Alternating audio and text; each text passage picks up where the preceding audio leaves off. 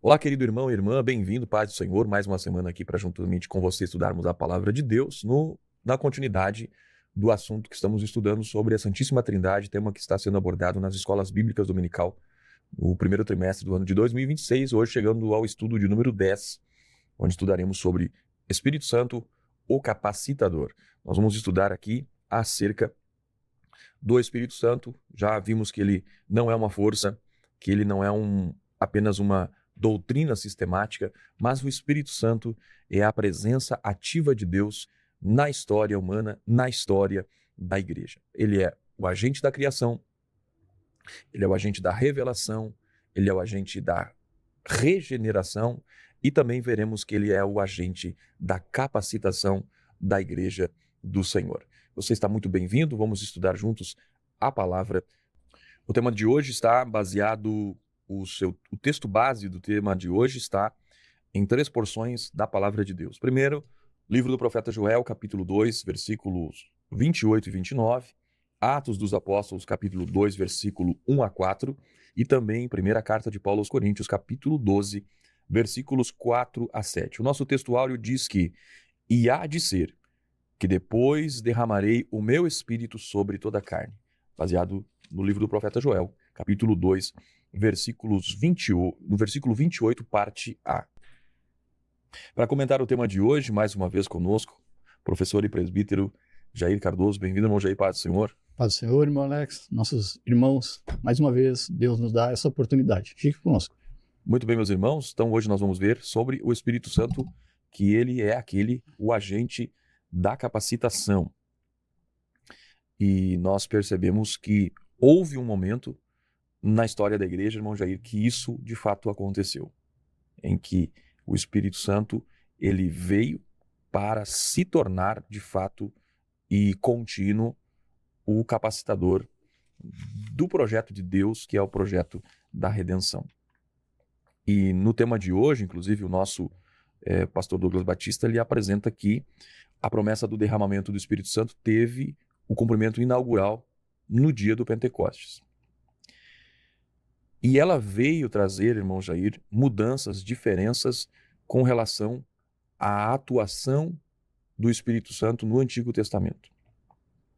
Então, quando nós analisamos a Bíblia, e nós já vimos isso, o Espírito Santo ele estava atuando na criação, na Antiga Aliança.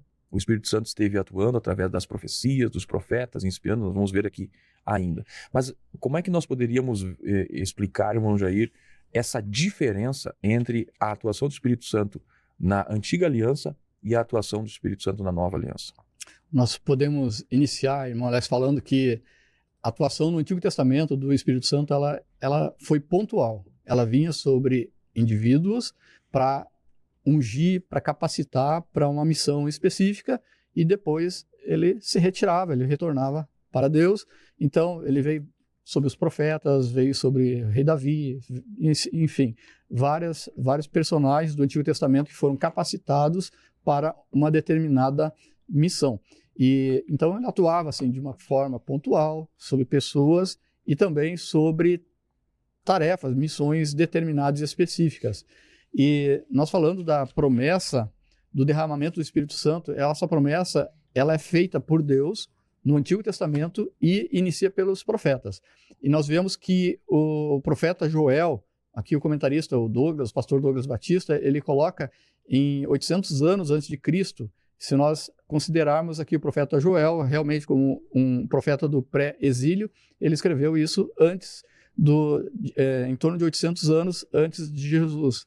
Mas se nós outra linha de pensamento que considera o profeta Joel como um profeta pós-exílio, aí seria o profeta Isaías, que escreveu a primeira vez, que profetizou sobre a vinda do Espírito Santo. Mas o que eu quero dizer é que, de fato, Deus prometeu o Espírito Santo, o derramamento do Espírito Santo no Antigo Testamento. E antes de nós falarmos de Joel, eu gostaria de mostrar que Deus falou através de Isaías, que viria derramaria, poderia citar aqui Isaías 44, versículo 2, que vai dizer: "Porque derramarei água sobre o sedento e rios sobre a terra seca." Aqui o símbolo do Espírito Santo, que a gente já viu em momentos anteriores, o símbolo da água. Então, a água seria derramada e é explicado: derramarei o meu espírito sobre toda a posteridade e a minha bênção sobre todos os teus descendentes. E nós vemos também o profeta Jeremias, ele falando que não somente do derramamento do espírito, mas também da nova aliança. E o profeta Jeremias vai então dizer que vai habitar no interior, virá uma nova aliança e que o Espírito Santo passará a habitar no interior da pessoa. E corroborando com isso também Ezequiel, o profeta Ezequiel, ele também vai falar a respeito do derramamento do Espírito Santo, vai estar lá em Ezequiel 36, no versículo 26 e 27, diz assim: vos porei um coração novo, porei dentro de vós um espírito novo e tirarei o coração de pedra da vossa carne e vos porei um coração de carne e porei dentro de vós o meu espírito. Então nós vemos essa promessa de Deus sobre o derramamento do Espírito Santo, e o qual nós vamos verificar agora a profecia que está em Joel, no capítulo que nós lemos aqui, o capítulo de número 2, que ele vai profetizar a respeito dessa nova dispensação que fala no versículo 28 do capítulo 2. E há de ser que depois derramarei o meu espírito sobre toda a carne. Então, nós vemos que existe aqui uma promessa de abrangência global, de abrangência universal sobre toda a carne, sobre todo o ser humano, sobre toda a humanidade. E claro que nós vamos detalhar isso mais olhando mais adiante, e isso apontando essa frase sobre toda a carne, essa abrangência do derramamento do Espírito Santo, mas não de uma maneira indiscriminada, mas sim a todos aqueles que invocarem o nome do Senhor Jesus Cristo. E o alcance dessa promessa, então, ela é para todos os homens, jovens, independente da idade, jovens, velhos, homens, mulheres e servos e servas, ou seja, todos a espécie humana, todo o gênero humano. E com isso, então, nós vemos que essa abrangência inicial, né, abrangência do derramamento, essa promessa do Espírito, ela vem, a promessa do derramamento do Espírito, ela tem uma abrangência universal e global, mas também nós vemos que existe essa promessa, ela tem uma ação sobrenatural, e nós vamos estudar também a respeito de para quando é essa promessa. Né? Então nessa ação sobrenatural, a gente vai ver que esse derramamento do Espírito, ele vem acompanhado de sinais sobrenaturais que ocorreram, tanto historicamente ocorreram e continuam ocorrendo. É interessante, irmão Jair, que quando o profeta Joel ele fala sobre a vinda do Espírito Santo, nesse contexto de crise que o povo de Israel estava vivenciando ali, e era um momento bem difícil que o povo estava vivendo, e foi ali que, inspirado por Deus, veio a revelação de algo tão extraordinário que aconteceria, mas ele não falou apenas da abrangência, mas também como isso aconteceria, né?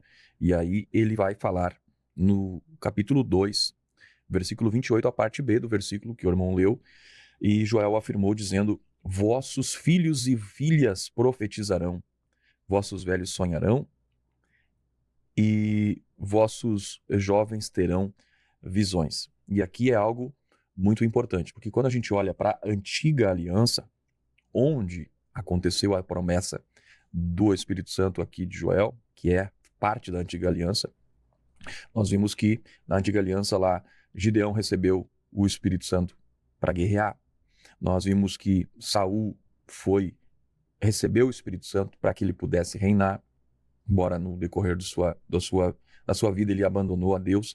Davi recebeu o Espírito Santo também para governar. Miqueias também, a Bíblia registra que ele recebeu do Espírito Santo para que ele pudesse profetizar. Só que agora o profeta está trazendo uma revelação gloriosa, que o Espírito Santo ele não vai estar limitado a ofícios específicos. O Espírito Santo ele vai passar a ser uma experiência que vai ser de um grupo, de uma comunidade, vai ser comunitária, não vai ser apenas de um. Porque quando um desses homens estava cheio do Espírito Santo, os demais não estavam. Agora, a promessa é para a igreja. Por isso que a gente vê que essa promessa é atrelada, né, a uma nova aliança que Jeremias profetizou, que Isaías profetizou também, uma nova aliança, um novo relacionamento com Deus, e esse relacionamento, ele vem juntamente com ele, vem esse derramamento do Espírito Santo. A nova aliança em Jesus Cristo, e como bênção advinda dessa nova aliança, o preenchimento, o derramamento do Espírito Santo. E o ponto 2 da nossa lição de hoje fala aqui então sobre a promessa com ação sobrenatural, e aí foi esse texto de Joel diz sobre sonhos, profecias, visões, e indicam que nesse descer do Espírito Santo, Deus próprio estaria agindo, né? Porque o aspecto de que essas experiências que haveriam revelariam a ação de Deus. E aí nós vemos que isso traz, de fato, aquilo que a gente vê. Em 1 Coríntios, capítulo 14, mostra o objetivo desse mover e dessas ações do Espírito Santo que viriam, através da profecia, através de visão, através de ação, que lá, 1 Coríntios 14, o propósito é a edificação da igreja. Romanos 8, Paulo vai falar sobre os guiados pelo Espírito Santo são chamados filhos de Deus, né?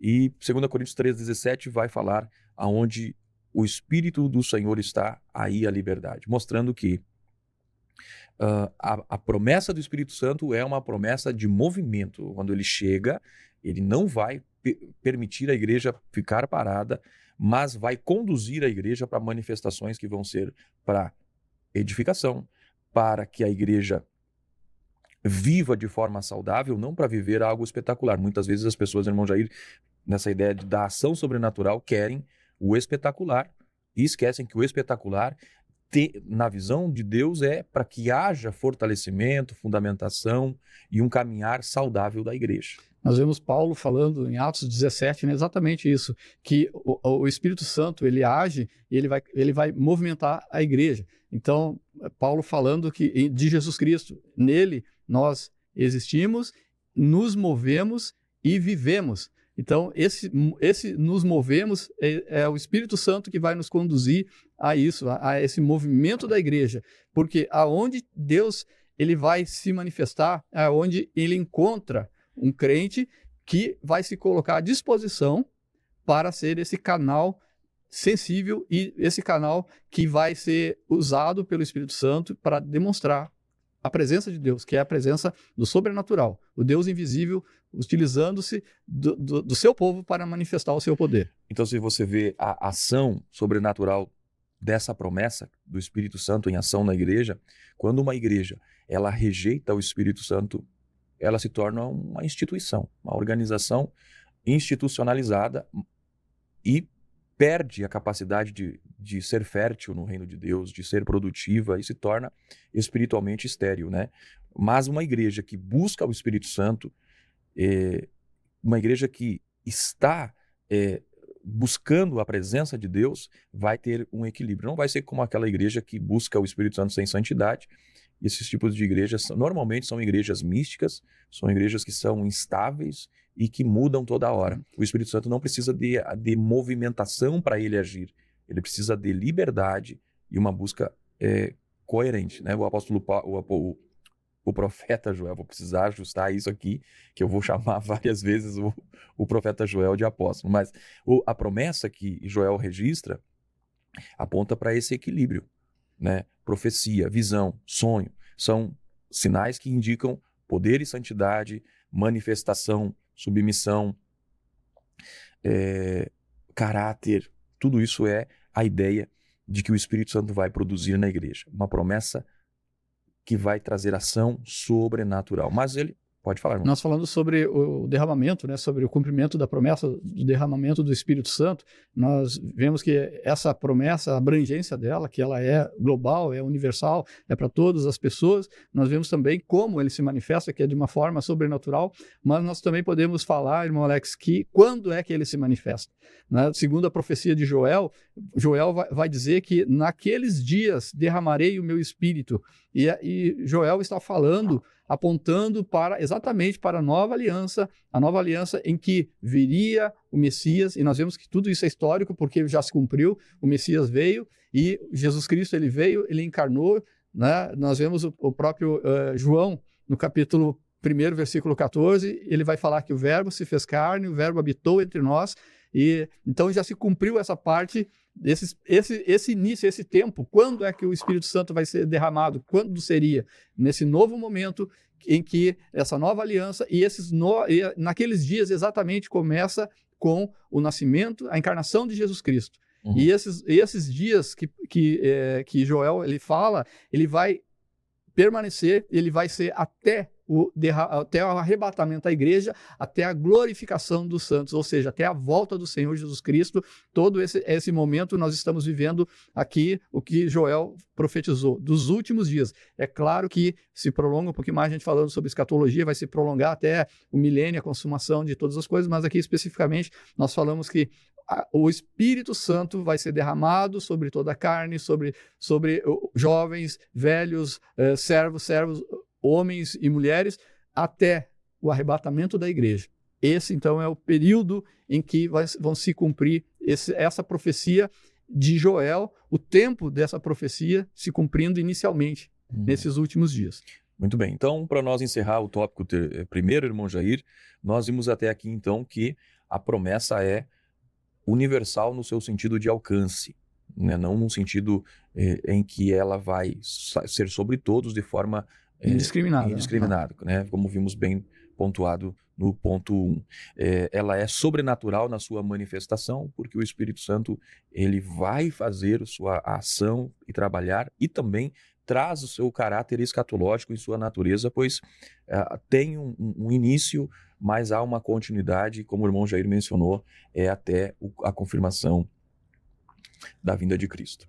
E então, Pentecostes, né, a descida do Espírito Santo não foi um acidente, mas, conforme vimos no livro de Joel, é o cumprimento profético, né? O Espírito Santo foi derramado não apenas para dar a inauguração, o início da igreja naquele momento, mas também vem para sustentar a missão da igreja, e isso vai ser até o fim. Então, isso nos leva para nós nos perguntarmos se a promessa foi feita, se ela foi cumprida, e se o Espírito Santo foi derramado, para que isso aconteceu?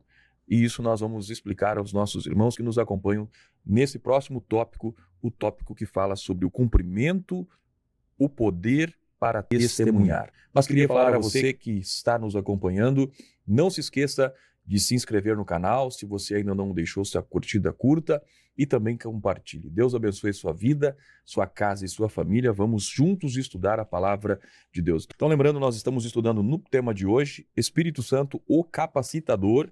E agora, irmão Jair, no tópico 2, nós vamos ver sobre o cumprimento, poder para testemunhar. Então, nós vemos que, com a descida do Espírito Santo no dia do Pentecostes, não houve apenas manifestações ali, mas houve também capacitação, onde o Espírito Santo veio não para ser sentido, mas veio com o objetivo de enviar a igreja de forma capacitada. O que nós podemos comentar, irmão Jair, sobre o Espírito Santo veio com o poder do alto nesse ponto? Até agora nós falamos, né, irmão Lex, sobre a abrangência da promessa do derramamento. A gente falou também a respeito de quando isso ocorreria e como, né, isso ocorreria, através de sinais sobrenaturais, acompanhados do sobrenatural. E agora nós vamos ver, então, para quê? Para que o Espírito Santo, por que essa promessa ela se cumpriu? E nós vemos que a promessa do Espírito Santo, que foi anunciada por Deus no Antigo Testamento e foi corroborada, Jesus Cristo está registrado nos Evangelhos, e aqui no Evangelho de João, no capítulo 14, a gente vai ver a promessa do Consolador, o Espírito Santo, que Jesus diz que o Pai enviará em meu nome. Então, o Espírito Santo é enviado pelo Pai, com a mediação do Filho de Jesus Cristo, e antes da ascensão, antes de Jesus subir aos céus, ele determina para que os discípulos permanecessem na cidade de Jerusalém, para que fossem do alto ser revestidos de poder. E nós vemos esse cumprimento dessa promessa ocorrer no dia de Pentecostes, no Atos 2, no capítulo 2 do livro de Atos, e nós vemos que esse revestimento de poder significa que colocar como se fosse uma armadura, é uma capacitação sobrenatural para testemunhar de Jesus Cristo. Então, esse poder não é apenas uma força para resistir ao pecado, mas ele é a ousadia, a capacitação a ter a sabedoria, a ousadia para pregar o evangelho e ter autoridade para operar milagres, sinais e prodígios e também para a edificação da igreja. E nós vemos isso ocorrendo na vida da igreja. Nós vemos Pedro em Atos 2, que era um homem iletrado, que os evangelhos colocam isso, que viam que Pedro assim, e os demais apóstolos, eles eram pessoas simples, eram pescadores, eles não eram pessoas escolhidas devido à sua diplomacia, aos seus diplomas, como é que eu vou dizer, o seu doutorado. Não, Jesus pegou pessoas simples, e dessas pessoas simples, através do poder que foi derramado, Pedro ele vai pregar a primeira mensagem pentecostal em Atos 2, e a igreja ela cresce e são convertidos ali aproximadamente 3.000 pessoas. E então a gente vê essa capacitação na prática. O que o Espírito Santo fez na pessoa de Pedro e fez nos demais pessoas ali registradas no livro de Atos. Capacitação até para resistir à perseguição. Como nós vemos em Estevão, que ele foi capacitado pelo Espírito, mesmo passando por uma prova em que ele veio a ser martirizado, ele até o fim, ele se manteve fiel, testemunhando, falando do Evangelho. E com isso nós vemos que essa capacitação ela vem demonstrada por alguns sinais agora que vão ser visíveis e verificados pelas pessoas em sua volta. Exatamente, irmão Jair. No ponto 2, inclusive, é apresentado aqui pela lição da escola dominical, os sinais da descida do Espírito Santo. E a gente vê que quando Lucas descreve essa descida do Espírito Santo, ele não registra apenas uma descida invisível, mas descreve também sinais.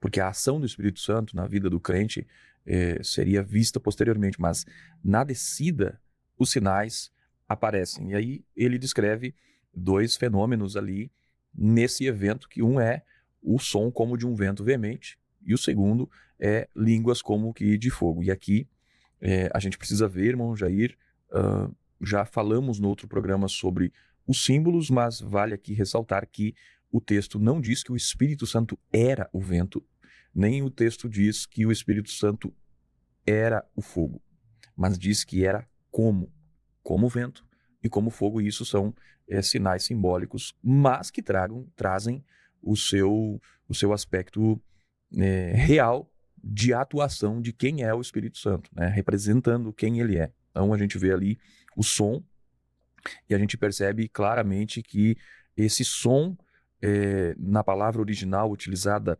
pelo escritor Lucas, o evangelista Lucas, escrevendo o livro de Atos, é a palavra ecos, que indica um som intenso, indica um som contínuo, como se fosse um vendaval. E isso é importante porque daí a gente vai perceber como aconteceu no Antigo Testamento, no Sinai. A gente viu trovões, viu fogo e viu a manifestação divina. E quando a gente vai ver na descida do Espírito Santo, em Atos, o dia do Pentecostes, vemos som, fogo e a presença divina. E a gente vê que no Sinai a lei foi gravada em pedra, mas agora no Pentecostes o Espírito Santo pousa sobre cada um deles. Então aquilo que o Espírito Santo veio fazer, não veio fazer numa estrutura, mas em cada um dos crentes. E isso é maravilhoso, porque vai remeter inclusive ao texto citado pelo irmão Jair, que é o texto de Ezequiel, onde o Espírito Santo lá sopra sobre quem? Sobre ossos secos. Eu não me lembro se o irmão citou de fato esse versículo, esse capítulo, mas falou sobre o Espírito Santo no livro de Ezequiel. Sim, no capítulo 36, mais especificamente, no 37 ele fala sobre soprar sobre os ossos. E veja bem, que lá o Espírito Santo sopra sobre os ossos e secos, indicando ali a ideia da recriação, de fazer algo novo. Isso fala do Espírito Santo sendo soprado. E aí, quando a gente vai para a linguagem do fogo, a gente vê a purificação. Aquilo que o Espírito Santo vem produzir, a gente vai de novo para o Êxodo, naquela gloriosa manifestação de Deus no capítulo 19 de Êxodo, a gente vê então que o que acontece no Pentecostes traz essa similaridade com relação ao que aconteceu lá, né? O vento vai significar essa presença ativa do Espírito Santo e as línguas de fogo vêm manifestar a glória de Deus. Não é um espetáculo, irmão Jair, é a inauguração de um novo tempo. Eu vejo assim, irmão Alex, essa inauguração da igreja em Atos 2, nesse paralelo que o irmão fez com o Monte Sinai, Êxodo 19, eu acho interessante, profundamente importante, que em Êxodo 19, ali a manifestação de Deus através de raios, trovões, o Monte Sinai fumega, o fogo, a presença de Deus ali, e nesse mesmo dia a nação de Israel é inaugurada como nação. E em Atos 2, a igreja é inaugurada.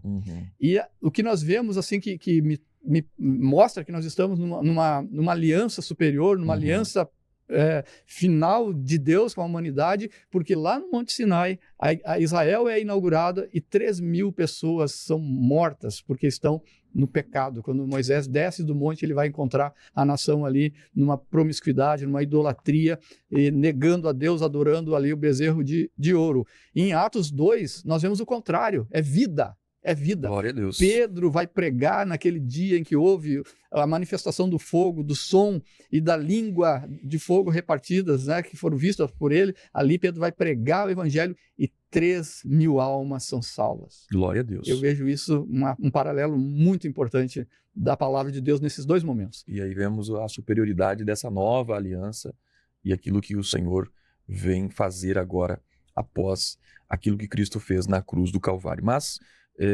quando nós vemos a narrativa do que aconteceu ali no dia do Pentecostes com a descida do Espírito Santo, a gente vê que vai além desses sinais externos e a gente percebe que o que vai acompanhar a vida da igreja a partir de então é o revestimento. E aí nós entramos nesse tópico no ponto terceiro, irmão Jair, sobre a evidência do revestimento, como isso aconteceu. Aliás, aqui há muitos debates relacionados à evidência do batismo no Espírito Santo, se tem ou não línguas estranhas. O que nós podemos comentar nesse ponto, irmão Jair? Nós vemos assim que existe o sinal único, exclusivo, que ocorreu ali no dia de Pentecostes, que foi o som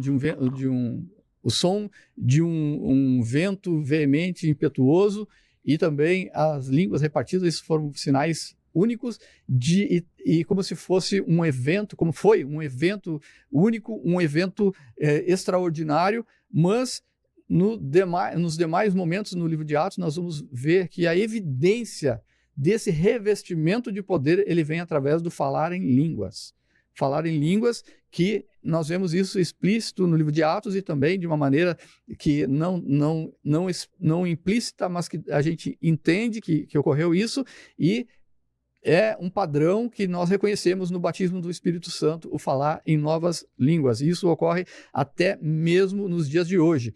E a evidência de falar em novas línguas não é o dom de variedade de línguas, dom espiritual, mas sim ele é essa evidência inicial, porque o dom de variedade de línguas ele vai precisar também para que haja edificação da igreja, para que haja edificação daquele que está ouvindo, que haja um outro dom manifestado junto, que é o dom de interpretação de línguas. Então, falar em línguas, a Bíblia nos mostra que ela é uma renovação que não requer de interpretação.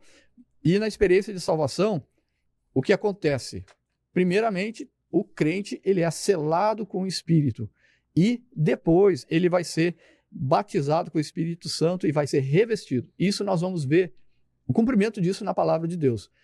O próprio Senhor Jesus Cristo, ele em João, no capítulo 20, versículo 22, ele sopra sobre os seus apóstolos o Espírito Santo.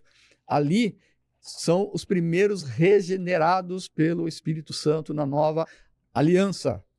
E nós vemos em Atos 2, após todo o discurso de Jesus para que os discípulos ficassem em Jerusalém e esperassem ser revestidos do poder. Depois, lá em Atos, no capítulo 1, Jesus, ele é registrado lá por Lucas de novo, que é para esperar em Jerusalém, para ser revestido do poder e para depois ser testemunha de Jesus, tanto em Jerusalém como na Judéia, em Samaria e até os confins da terra.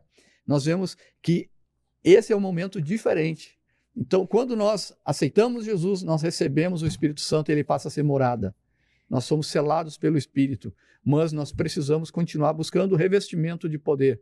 Poder para quê? Capacitação, para pregar o Evangelho, para fazer um programa como esse que nós estamos fazendo, é preciso ter a capacitação do Espírito. Então, é necessário ser revestido pelo Espírito Santo para fazer a obra de Jesus Cristo. E lembrar, irmão Alex, que Jesus, toda vez que ele mandou os seus discípulos, quando ele envia os seus apóstolos anunciar o Evangelho, a curar e a expulsar demônios, Jesus reveste eles de poder. Depois, de uma maneira temporária, mas depois, quando envia 70 discípulos, Jesus faz a mesma coisa. E quando ele envia a igreja na grande missão, ele vai primeiro revestir de poder para pregar o Evangelho. E com isso vêm ser manifestadas as operações de milagre, sinais e prodígios. É verdade. Meus irmãos, então, vimos até aqui, nós vimos no tópico 1 sobre a promessa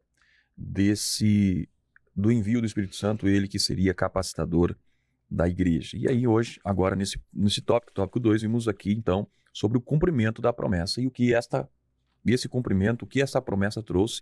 Vimos que trouxe poder do alto, apresentou sinais inaugurais desse novo tempo da história da igreja e também trouxe uma evidência pessoal do revestimento, que é o falar noutras línguas. Então, Pentecostes não foi uma experiência mística, mas foi uma capacitação missionária que a igreja recebeu. Mas aí vem uma pergunta, irmão Jair, que se o derramamento foi promessa, se foi cumprida essa promessa no dia de Pentecostes, se lá inaugurou-se a igreja, lá foi inaugurada a igreja, será que esse revestimento, esse poder, essa capacitação, ela ficou restrita a apenas o primeiro século da igreja? Será que continua ainda na história da igreja? Ou será que nós podemos viver isso hoje? Mas isso nós vamos responder nesse próximo tópico, o tópico a continuidade do derramamento do Espírito Santo. Mas antes quero falar com o nosso irmão, minha irmã, ainda não se inscreveu no canal, não deixou seu like e também não compartilhou, por gentileza, faça isso e ajude que esse programa chegue a um maior número de pessoas. Nosso compromisso aqui é somente a palavra de Deus, compartilhar a palavra de Deus, refletir sobre a palavra de Deus juntamente com você que nos acompanha. Deus abençoe você. Fazendo isso, você estará fazendo com que o reino de Deus prospere e avance. Irmão Jair, então, no tópico 3, nós vamos estudar sobre a continuidade do Espírito Santo, do derramamento do Espírito Santo. Então, se no primeiro momento nós vimos a promessa e no segundo nós vimos esse cumprimento inaugural desta promessa, agora nós precisamos responder então essa pergunta, se de fato esse derramamento foi um fato isolado no primeiro século da igreja ou se ainda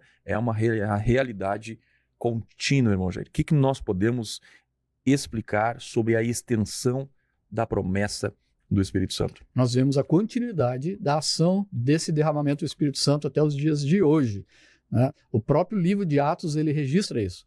No livro de Atos, do capítulo 2, ao derramamento do Espírito. E depois, no desenvolver do livro de Atos, nós vemos várias vezes o Espírito Santo sendo derramado, nós vemos as ações que o Espírito Santo age perante a igreja, e o próprio livro de Atos, ele não tem uma conclusão.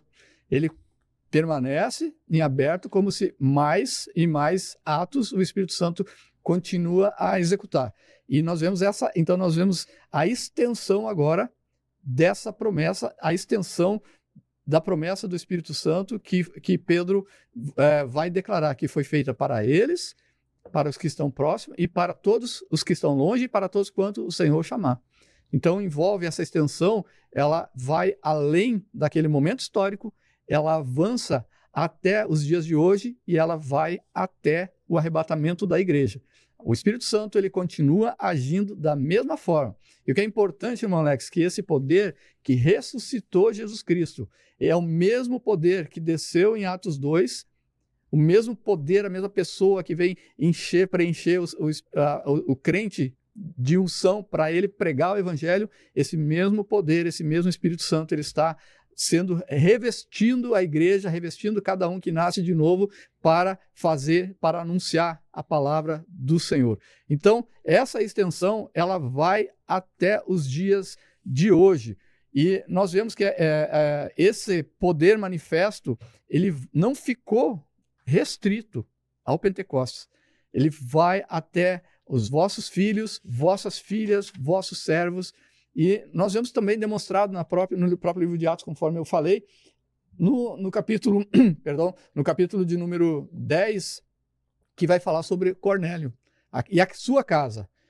Cornélio é uma pessoa que não é judeu, ele é uma pessoa gentílica, e a família dele vai ter toda ali uma forma como o Espírito Santo vai conduzir, como Deus vai conduzir, chamar Pedro para pregar a palavra, e enquanto Pedro está anunciando a palavra, falando que Jesus morreu, porque que ele morreu, que ele ressuscitou, ali aquela família, eles nascem de novo, são regenerados e são imediatamente batizados no Espírito Santo, de uma maneira que Pedro depois, interpelado pelos apóstolos, o que ocorreu lá, Pedro vai dizer, eles foram batizados da mesma forma que nós fomos batizados em Atos 2, registrado no livro de Atos. Então, nós vemos a continuidade, e nós vamos ver também que o próprio Pedro e o próprio João, os dois apóstolos do Senhor, que fizeram sinais e maravilhas e prodígios ali no livro de Atos, de uma forma maravilhosa, o Espírito Santo utilizando eles vão até Samaria, ficam sabendo que o evangelho está sendo pregado em Samaria por Filipe, e eles vão lá em Samaria, impõem as mãos, e as pessoas começam a receber o batismo do Espírito Santo. O mesmo ocorre com Paulo nas suas viagens missionárias, já no capítulo 19 do livro de Atos, em que Paulo, na cidade de Éfeso, ele chega lá e encontra a comunidade cristã estabelecida, mas um batismo de arrependimento, o batismo de João, mas eles declaram ali que eles nem ouviam falar do Espírito Santo, nem sabiam que existia. E Paulo, então, impõe as mãos e eles recebem o batismo no Espírito Santo. E é dessa forma, ocorreu no livro de Atos e ocorre até o dia de hoje, tá? Continua ocorrendo na igreja, claro, não de uma maneira indiscriminada, mas a todos aqueles que, pela fé, respondem com arrependimento e com a fé respondem a esse chamado de Deus. Muito bem, irmão Jair, então, dando continuidade, a continuidade do derramamento do Espírito Santo não significa uma uniformidade, mas o Espírito Santo continua agindo, continua distribuindo dons e agindo nessa diversidade, gerando nela unidade. Algo tremendo. Nesse ponto 2 aqui nós vamos refletir sobre o texto em que Paulo fala no capítulo 1 Coríntios, capítulo 12, versículo 4, onde ele diz: há diversidade de dons, mas o Espírito Santo é o mesmo. E a palavra ali, a palavra grega ali, indica uma distribuição ordenada, onde não é uma fragmentação, mas é uma variedade da operação do Espírito Santo, dos dons do Espírito Santo concedidos com propósito. A igreja, segundo o pastor Douglas Batista fala no seu livro de apoio, a igreja ela não é monocromática, mas ela é carismática no sentido pleno do termo. Paulo apresenta uma estrutura trinitária extraordinária, conforme nós lemos, irmão Jair, no capítulo 12 de 1ª Carta aos Coríntios, versículo 4, versículo 5 e versículo 6. Diz o texto: ora, há diversidade de dons, mas o Espírito Santo é o mesmo. E há diversidade de ministérios, mas o Senhor é o mesmo, perdão. E no versículo 6 ele diz: e há diversidades de operações, mas é o mesmo Deus que opera tudo em todos. E aí nós vemos aqui, então, a ideia do texto aqui, na perspectiva do apóstolo Paulo, revelando que a vida da igreja é o reflexo desta comunhão perfeita, plena, que existe na Trindade Divina, irmão Jair. Porque o texto de Paulo é claro que o Pai, tanto o Espírito Santo como o Filho e o Pai, todos estão atuando nesta diversidade da igreja do Senhor. Nós podemos perceber aqui que essa forma variada do Espírito agir, que se manifesta aqui em Coríntios 2, o Espírito Santo, o Filho e Deus operando todos os resultados, nós vemos que tem um objetivo. O propósito é edificação da igreja. O propósito não é alavancar a fama do operador, daquele que está sendo usado pelo Espírito Santo, mas sim edificar a igreja. O que é edificar? Fortalecer a igreja ficar mais preparada ainda para anunciar a palavra do Senhor. E todos esses dons, todas as manifestações, elas também têm um outro propósito, de glorificar a Jesus Cristo. Não existe outro propósito a não ser esses dois plausíveis que a Escritura nos estabelece. Os dons, a manifestação do Espírito Santo e glorificar Jesus Cristo é o propósito da ação dessa forma, né, que o Espírito Santo age nos dias de hoje. Que nem o irmão citou há pouco, disse que não é uma uniformidade, mas é uma forma diversa, são diversos dons, tantos dons espirituais, diversos dons ministeriais, diversas formas de Deus agir, mas tudo com o objetivo, edificar a igreja. E essa diversidade, irmão Jair, ela não vai ameaçar a igreja, pelo contrário, ela manifesta a unidade da igreja, né? Nós vemos quando a palavra do Senhor nos mostra esse mover do Espírito Santo é para promover a unidade, o alcance de todos, de toda a igreja. Porque quando a gente vê lá em Atos 2:39, nós vemos que todos podem receber desse Espírito Santo, né? E a finalidade é para que o bem comum da igreja, o bom andamento da igreja aconteça e que a gente possa ver nessa diversidade a harmonia inseparável do Deus triuno que se revela ali, e isso é importante nós frisar. É importante também nós falar, irmão Alex, que esse todos, né, esse todos é que pode ser os que creem. Todos os que creem. Uhum. Tanto que Jesus diz no capítulo 14 de João, versículo 16, ele diz assim: eu rogarei ao Pai e ele vos dará outro consolador para que fique convosco para sempre. E aí no próximo versículo vai estar complementando e deixando bem claro com isso.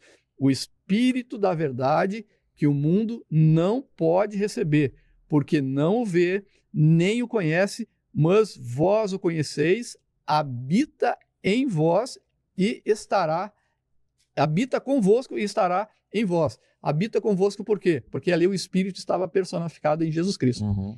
E estará em vós por causa do derramamento do Espírito Santo e por causa dessa presença, desse selo do Espírito Santo na vida de cada um. Então, para viver essa diversidade de operações do Espírito Santo, é necessário o primeiro passo, que é nascer de novo, ser selado pelo Espírito e aí sim, depois receber o revestimento de poder. Que aconteceu, volto a frisar, lá em João, no capítulo 20, versículo 22, em que os apóstolos receberam o Espírito Santo, mas em Atos 2 eles foram revestidos de poder. Uhum. A gente vê a atuação do Espírito Santo nessa execução da salvação na vida do crente, e aqui nós estamos vendo sobre esse revestimento, essa capacitação do Espírito Santo. Então, quando a gente vê que a pessoa recebe essa capacitação, o falar em línguas é a evidência inicial. Mas essa pessoa que vive regenerada, guiada, capacitada pelo Espírito Santo, ela vai evidenciar na sua vida, e aí a gente vê resultados através tanto do fruto do Espírito Santo, falando da regeneração, como também na operação dos dons e também na ação de edificação na igreja, onde um edifica o outro. Isso é o objetivo de sermos igreja, onde nós temos a comunhão, a unidade promovida pelo Espírito Santo. Então, quem é cheio do Espírito Santo é alguém que é maduro. Uma igreja cheia do Espírito Santo, ela é unida e ela, acima de tudo, ela é centrada em Cristo, né?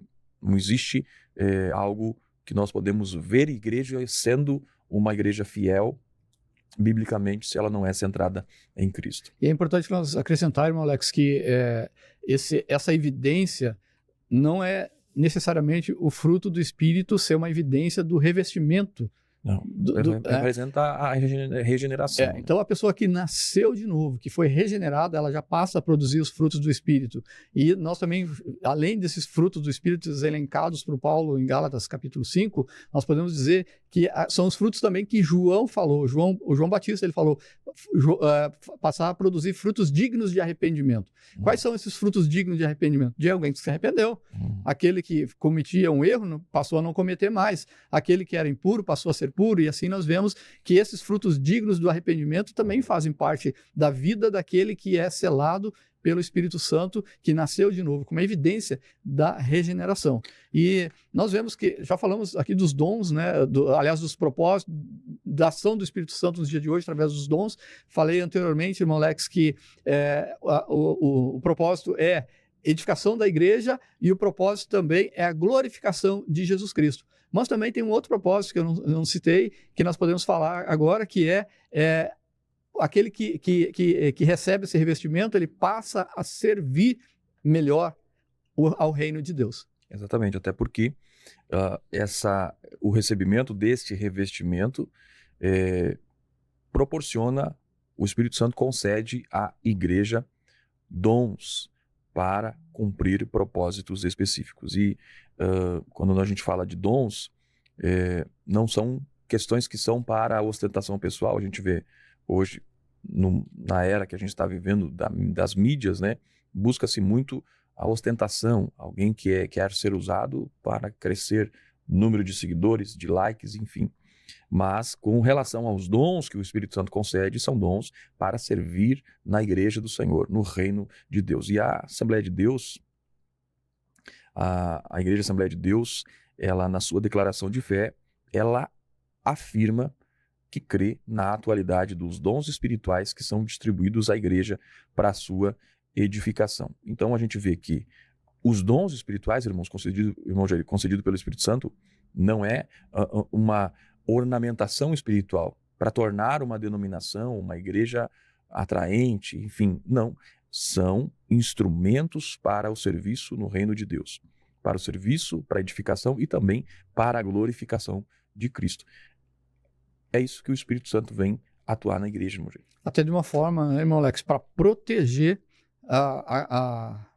os perigos advindos, né, dois perigos espirituais, a soberba e também a negligência. A soberba é de a pessoa se achar, né? Ela se acha, e aí o Espírito Santo, voltando para esses propósitos, que é a edificação da igreja, que é a glorificação de Jesus e também prestar o serviço no reino de Deus, vai proteger aquele que está sendo usado por Deus e proteger o quê? Da soberba, que pode transformar o dom no motivo de vanglória, e também a negligência, que vai enterrar o dom e impedir até mesmo o seu uso. E cada crente, ele é chamado, sim, para exercitar o dom que recebeu, mas com humildade, sabendo que o Espírito Santo é soberano em atuar, ele distribui a quem ele quer e ele age quando ele quer. E o crente só tem que fazer o quê? Ter disponibilidade para servir. Foi como Isaías diz: eis-me aqui, Senhor. É verdade. Muito bem, então chegamos ao final do tópico 3º, onde vimos sobre a continuidade do derramamento do Espírito Santo. Então vimos que essa continuidade de derramamento significa que a promessa desse derramamento permanece válida ainda para os nossos dias, que o Espírito Santo continua ainda distribuindo dons, que a igreja ela deve e permanece sendo dependente dessa capacitação sobrenatural do Espírito Santo. A igreja que ignora esse fato é uma igreja fadada a distanciar-se daquilo que a igreja deve cumprir com sua missão, porque a missão continua da igreja até a consumação da obra de Cristo. A igreja precisa glorificar a Cristo, a igreja precisa viver a sua missão e também precisa adorar a Deus. Então, se nós olharmos, irmão Jair, para esses 3 tópicos que nós vimos aqui hoje, nós vemos uma linha muito clara acerca daquilo que é proposto no assunto de hoje. Primeiro, uma promessa escatológica que foi anunciada por Joel, 800 anos, segundo nosso pastor Douglas apresentou para nós, 800 anos antes de Cristo. O segundo, então, o cumprimento histórico, não apenas um cumprimento histórico, mas, de fato, evidenciando ali o início de um novo tempo do Espírito Santo. E também, no tópico 3º, nós vimos sobre a continuidade dessa ação do Espírito Santo, desse derramar do Espírito Santo na vida da igreja, onde nós vimos que o Espírito Santo inaugurou a igreja, capacitou a igreja primitiva e capacita hoje também para testemunhar, continua distribuindo dons, e também sustenta a igreja no seu cumprimento da sua missão até a consumação de todas as coisas. Um tema maravilhoso, irmão Jair, que infelizmente o tempo não nos permite conversarmos mais sobre esse assunto, mas que é glorioso saber que a igreja só é o que é e está onde está porque o Espírito Santo foi derramado. A Bíblia, constantemente, ela revalida a promessa. Nós vemos aqui em Atos 2 que após ouvirem a mensagem de Pedro, naquela mensagem, as pessoas, os ouvintes disseram: "O que faremos então, varões, irmãos?" E Pedro responde: "Arrependei-vos." Ele fala assim: "Arrependei-vos e cada um de vós seja batizado em nome de Jesus Cristo para perdão dos pecados e recebei o dom do Espírito Santo." Ele está falando aqui do batismo do Espírito Santo e ele diz assim: "Porque a promessa diz respeito a vós," falando num tempo atual, "aos vossos filhos e todos os que estão longe e tantos quantos Deus nosso Senhor chamar." Então é uma promessa que está válida hoje, e eu tenho certeza que as pessoas que ouvem a palavra do Senhor, elas estão sendo graciosamente recebendo de Deus um chamado que precisa ser respondido conforme aqui Pedro declarou: "Arrependei-vos e crê no Senhor Jesus Cristo." Então, o Espírito Santo não foi dado à igreja para produzir espetáculos religiosos, para que saiam-se bem nos timelines de uma rede social. O Espírito Santo foi enviado, dado à igreja para formar uma igreja santa, ousada e, ao mesmo tempo, testemunha, missionária. Que Deus possa, através do seu Espírito Santo, nos capacitar a cada dia, para que possamos viver e cumprir o propósito pelo qual o Senhor nos salvou. Que Deus abençoe sua vida, sua casa e sua família. Veremos-nos na semana que vem, onde estaremos estudando o tema O Pai e o Espírito Santo. Vamos ver esta relação a partir da visão bíblica. Deus abençoe você. Até lá, na paz do Senhor.